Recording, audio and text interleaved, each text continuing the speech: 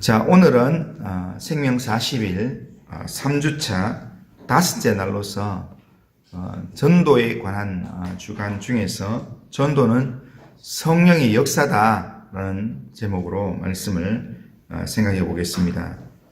성령은 전도의 영이면서 선교의 영입니다. 우리가 해외에 나가서 복음을 전하는 선교사님들 생각하면 선교 이야기를 많이 합니다. 하지만 선교는 단순히 다른 나라에 가서 복음을 전하는 그 정도의 의미가 아닙니다.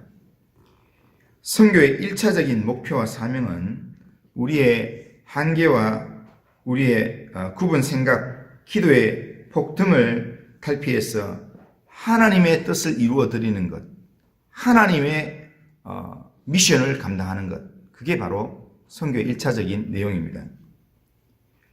여기에 하나님의 뜻을 이루어 드리는 이 일에 성령이 역사하신다라는 겁니다. 오늘 본문은 선교의 주체이신 성령께서 실제로 선교를 어떻게 추진하시는지 보여주는 내용입니다. 먼저 성령은 계층을 뛰어넘어서 팀으로 일하게 하십니다.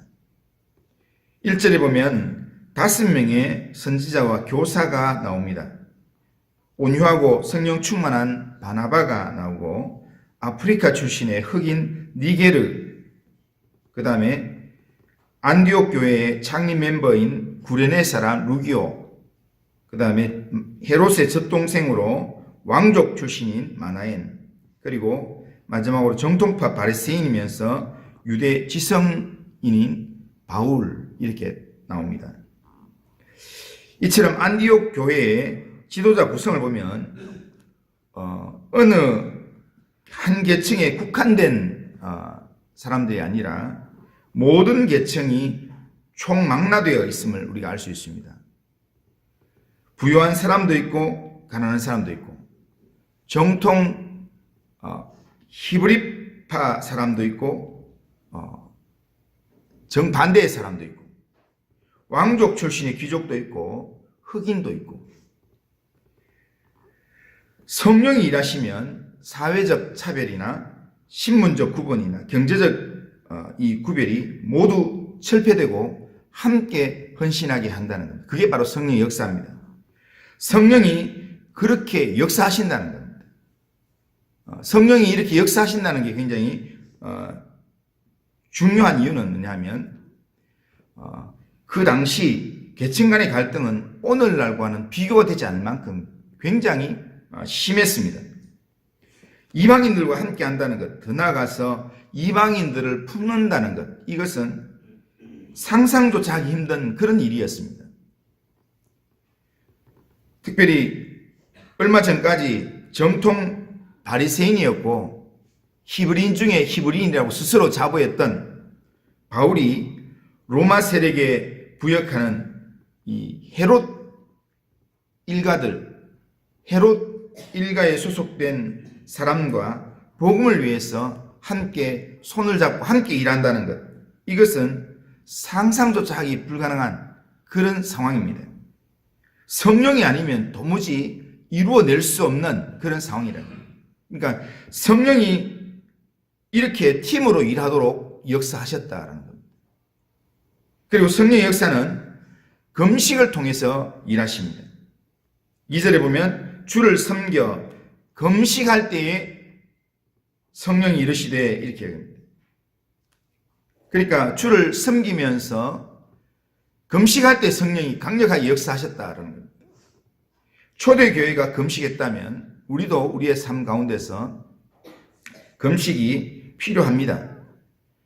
종교개혁자였던 존 칼빈은 중요한 일을 앞에 놓고 하나님 앞에서 하는 금식 기도는 우리에게 은혜의 방편이 된다, 그런 말을 했습니다.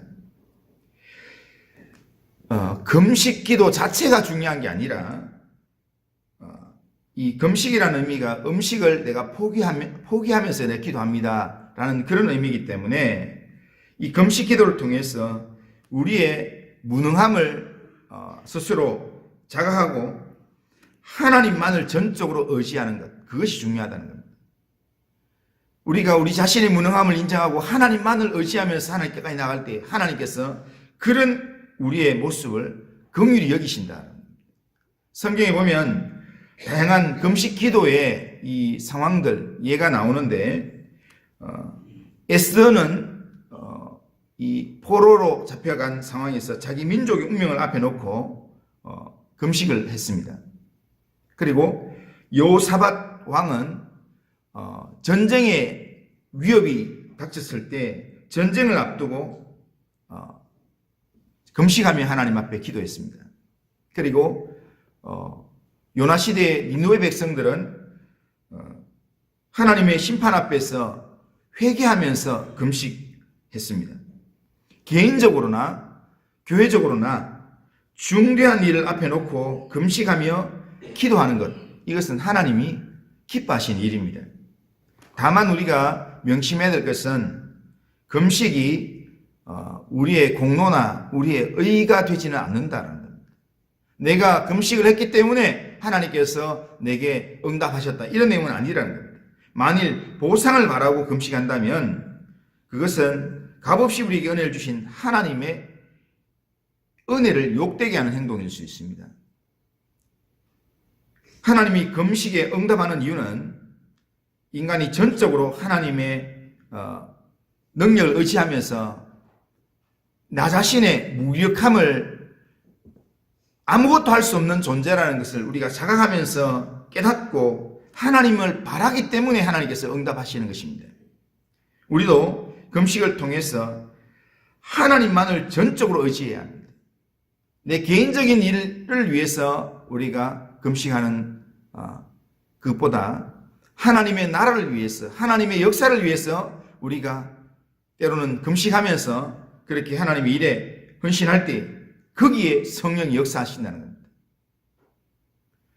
세 번째로 성령의 역사는 성령의 주권과 인간의 책임이 조화를 이루며 나타나게 한다라는 겁니다. 4절에 보면 두 사람이 성령의 보내심을 받아 실루기아에 내려가 거기서 배 타고 구브로에 가서라고 얘기합니다. 여기서 주목해야 될 것은 실루기아에 내려가서 거기서 배 타고 구브로로 갔다 이래야 되는데 구브로로 가라라고 하는 내용을 성령이 그렇게 명령하지는 않았다는 겁니다.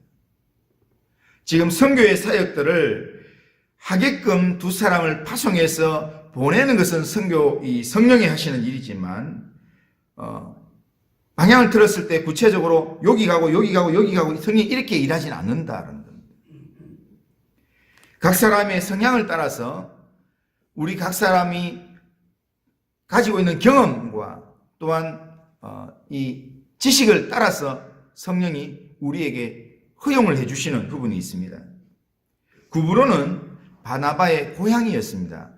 그러니까 바울과 바나바, 그러니까 바나바와 바울이 전도여행을 가면서 자기들이 한 번도 안 가봤던 생소한 지역에 처음부터 가서 전도하기보다 먼저는 자기의 고향이었던 이 바나바의 고향에 가서 전도를 시작하는 것, 그것은 어떻게 보면 바나바의 생각이었고 두 사람의 의논이었을 것입니다. 그 일을 성령께서 함께 하셨다는 겁니다. 성령이 하시는 일은 성령의 주권적인 영역과 인간의 책임 사이의 절묘한 조화가 이루어지는 가운데 성령의 역사가 나타난다는 겁니다. 성령께서 일하실 때마다 성령의 주권과 인간의 책임이 절묘하게 조화되어 나타난다는 겁니다. 성령께서 하실 일과 우리가 해야 될 일들을 잘 구별해서 조화를 이루며 나아가는 것, 이것이 성숙한 그리스도인이 배워야 될 신앙의 모습입니다. 그런데 우리가 거꾸로 할 때가 참 많습니다. 하나님께서 하실 일, 성령께서 하실 일을 우리가 하고 우리가 할 일을 자꾸 하나님께 맡기는 경향이 우리에게 있습니다. 하나님은 너희의 모든 행사를 주께 맡기라, 성령의 인도함을 받아라 라고 그렇게 이야기합니다. 그렇게 말씀하시는데 그러면 우리의 삶을 주님께 맡기면서 주님의 인도함을 받아야 되는데, 주님의 소리에 귀를 기울이면서 주님의 인도하심에 우리의 삶을 맡겨야 되는데, 우리는 실제로는 그렇지 하지 못합니다. 우리의 삶을 주님께 맡기지 못하고 우리가 자꾸 결정을 합니다. 우리가 모든 일들을 행하려고 합니다. 그러면서 주님은 주님이 하시는 일에 믿고 순종해라 라고 이야기합니다. 순종하는 게 우리의 몫입니다. 그런데 실제로 믿고 순종해야 되는 그 자리에 가면 믿음이 흔들리면서 하나님, 내가 꼭 일해야 됩니까? 하나님 좀 하게 해주면 안 됩니까? 하나님이 문을 열어주면 그러면 내가 나아가겠습니다. 이렇게 하기 때문에 우리가 신앙생활을 잘 못하고 우리 속에 성령의 역사가 나타나지 않는 겁니다.